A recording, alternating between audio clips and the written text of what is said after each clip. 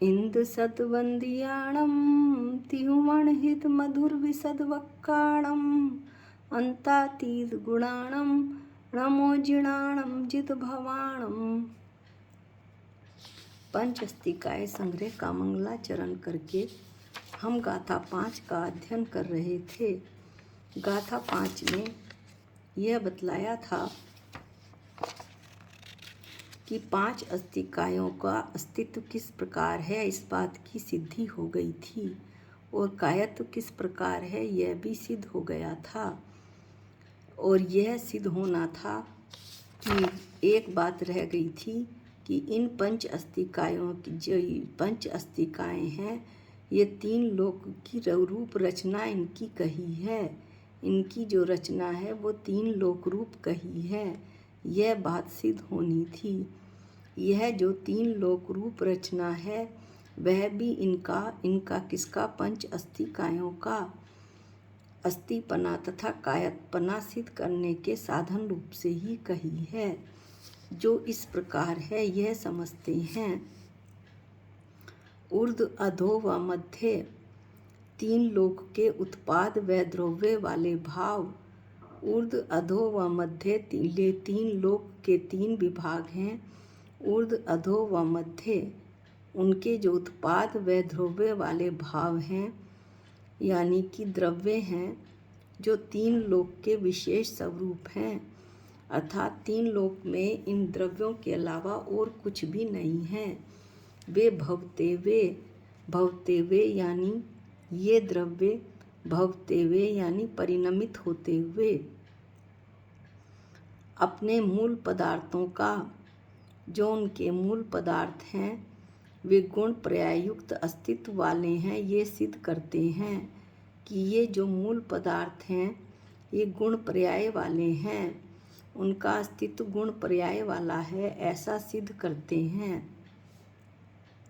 परिणमित होने के कारण परिणमित होते हुए 3 लोक के भाव सदैव, जो 3 लोक के द्रव्य हैं वो सदैव कथनचित या तो समान रहते हैं और कथनचित बदलते रहते हैं। कथनचित समान रहते हैं यानी ध्रुवे रहते हैं, कथनचित बदलते रहते हैं यानी उनमें उत्पादव्यय होता रहता है। उत्पादव्यय यानी पर्याय, और कथनचित सदृश रहते हैं, ध्रुव्य यानी गुण। तो वे ऐसा सिद्ध करते हैं कि ये तीनों लोक के मूल पदार्थ कथनचित या तो समान रहते हैं, ध्रुव्य रहते हैं, गुण वाले होते हैं, और कथनचित परिवर्तित होते रहते हैं। इनमें उत्पादव्यय होता है, पर्याय वाले हैं, अर्थात इन जो मूल पदार्थ है इनका उत्पाद व ध्रुव्य वाला अथवा गुण पर्याय वाला अस्तित्व है, यह बात सिद्ध होती है।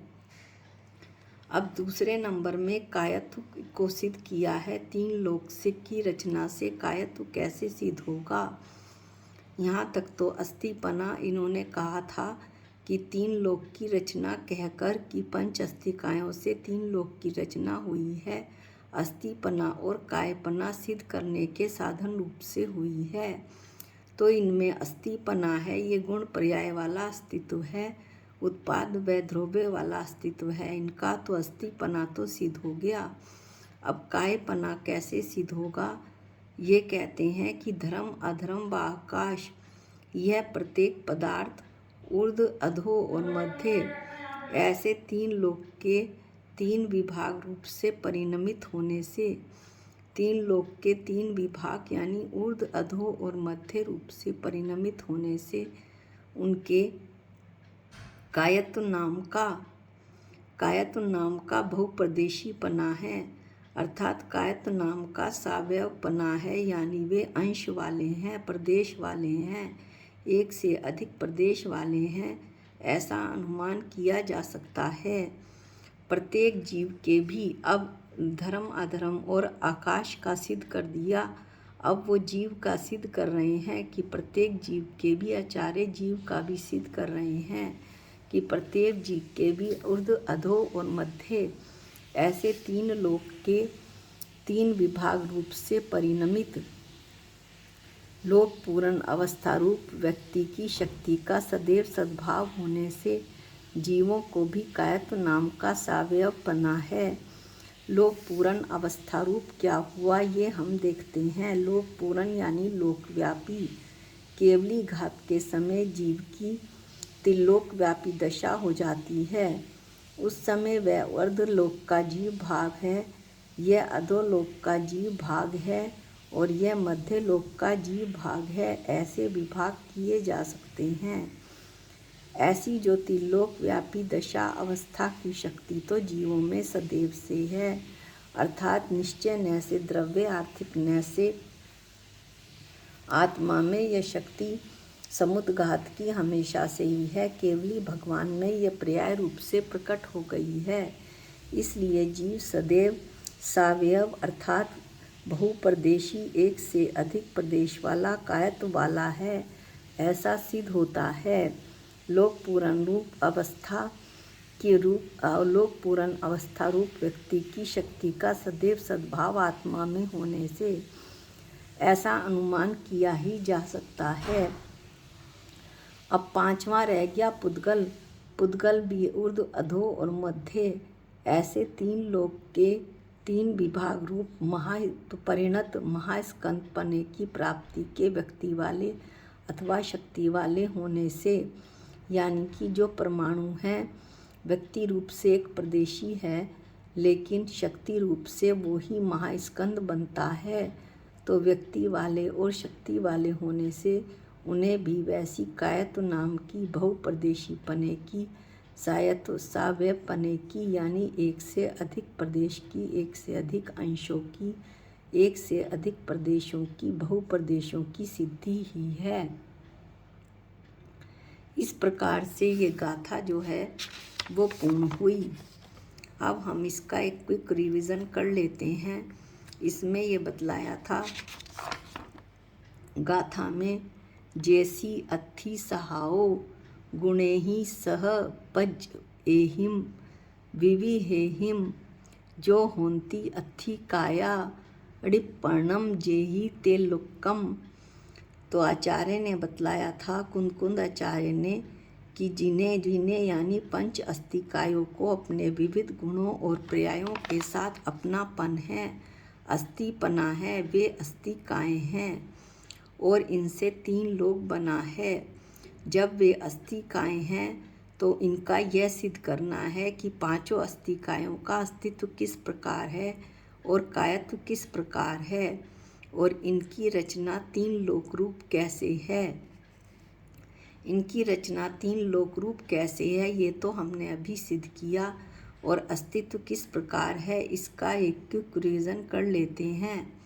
वास्तव में अस्तिकायों को विविध गुणों और पर्यायों के साथ सपना, इन पांचों अस्तिकायों को अपना पना है, उनसे ये अभेद हैं। गुणों और पर्यायों के साथ वस्तु के जो व्यतिरेक विशेष हैं, व्यतिरेक यानी भेद, एक का दूसरे रूप नहीं होना, वे तो पर्याय हैं। और अन्वयी विशेष यानी समानता, यह वही है, वे गुण हैं। इसलिए एक पर्याय से नष्ट को प्राप्त होने वाली, अन्य पर्याय से उत्पन्न होने वाली और अन्वयी गुण से यानी ध्रुव्य रहने वाली एक ही वस्तु को वह उत्पाद ध्रुव्य लक्षण अस्तित्व घटित होता है। जो पर्याय नष्ट हुई है वो तो वह है और जो पर्याय उत्पन्न हुई है वो उत्पाद है, और अन्वयी गुण से जो ध्रुव रहा है वो ध्रुव्य है। इस तरह एक ही वस्तु को वह उत्पाद ध्रुव्य अस्तित्व घटित होता है। यदि गुणों और पर्यायों के साथ वस्तु को सर्वथा अन्यत हो, भेद पना हो, तो आचार्य कहते हैं तब तो अन्य कोई द्रव्य विनाश को प्राप्त होगा और कोई अन्य द्रव्य उत्पन्न हो जाएगा और कोई अन्य द्रव्य ही ध्रुव्य रहेगा। इस प्रकार सब उथल पुथल हो जाएगा और विरोध को प्राप्त होगी यह बात। इसलिए पांच अस्तिकायों का अस्तित्व है, उत्पाद व ध्रुव्य है, यह बात सत्य है, योग्य है, न्याययुक्त है। अब उनमें कायत्व किस प्रकार है, बहुप्रदेशीपना किस प्रकार है, इसे बताया जाता है। जीव, पुद्गल, धर्म, अधर्म और आकाश ये पदार्थ अवयवी हैं, अवयवी अर्थात जो अवयव वाले हों। अवयव यानी अंश वाले, अंशी, अंशी तो पदार्थ, और अंश वाले उनके अंश प्रदेश, इन्हें सावयव भी कहते हैं। इनके जो अवयव हैं वो प्रदेश भी कहलाते हैं। तो अवयवी वे जिनके एक से अधिक प्रदेश हों, इन्हें सावयव भी कहते हैं। सावयव नाम बार बार आता है इसलिए बताया जा रहा है। प्रदेश नाम के उनके जो अवयव हैं वे भी परस्पर व्यतिरेक वाले होने से जो प्रदेश नाम के उनके अंश हैं वे परस्पर उनमें भेद नहीं, भेद वाले हैं। व्यतिरेक वाले यानी वे भेद वाले हैं, एक का रूप दूसरे रूप नहीं है। जिनका रूप एक रूप दूसरे के रूप नहीं होता है वे पर्याय कहलाती हैं। ये हमने अभी पढ़ा। इनके साथ उनके साथ प्रदेशों के साथ इन 5 पदार्थों का अनन्यपना होने से, अनन्यपना यानी अभेदपना होने से कायत्व सिद्धि घटित होती है, बहुप्रदेशीपना घटित होता है। परमाणु अपरमाणु का कहते हैं कि व्यक्ति अपेक्षा से तो निर्वयव है यानी एक प्रदेशी है, जिसका केवल एक ही प्रदेश हो, लेकिन उसको सावयवपने बहुप्रदेशीपने की शक्ति का सद्भाव है। इसलिए पुद्गल परमाणु की भी कायत्व सिद्धि बिना किसी अपवाद के सिद्ध होती है। वहाँ ऐसी आशंका करना योग्य नहीं है कि पुद्गल के अतिरिक्त पुद्गल मूर्त है, तो इसके अतिरिक्त जो अन्य पदार्थ हैं धर्म अधर्म आकाश काल और जीव वे अमूर्त, धर्म अधर्म आकाश जीव, यहाँ काल की चर्चा नहीं हो रही है। धर्म अधर्म आकाश जीव ये जो पदार्थ हैं वो अमूर्तपने के कारण अविभाज्य होने से, अविभाज्य जिनके विभाग न किया जा सके, उनके जो सावयवपने की कल्पना है यानी बहुअंशी बहुप्रदेशीपने की कल्पना है वो न्याय विरुद्ध है, अनुचित है। शिष्य ये प्रश्न उठा रहा है। तब आचार्य उत्तर देते हैं कि आकाश यद्यपि अविभाज्य है फिर भी उसमें यह बताया जा सकता है कि ये घटाकाश है। जहाँ पर घड़ा रखा हुआ है वो घड़े का क्षेत्र है। घड़े ने आकाश का उतना क्षेत्र घेरा हुआ है। यह पटाकाश है। जहाँ पर कपड़ा रखा हुआ है वह पटाकाश है, वह पटाकाश का क्षेत्र है। ऐसे विभाग की कल्पना भी दृष्टिगोचर होती है।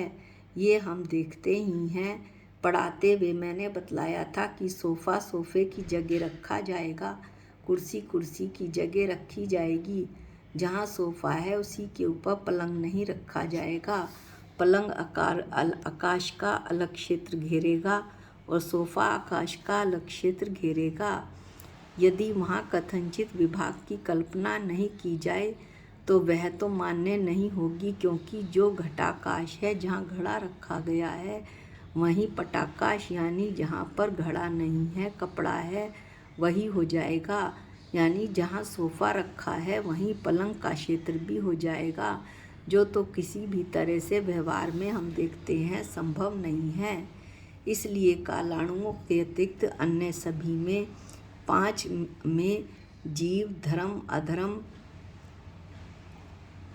आकाश पुद्गल में कायत्व नाम का सावयवपना निश्चित करना चाहिए, यानी बहुप्रदेशीपना निश्चित करना चाहिए।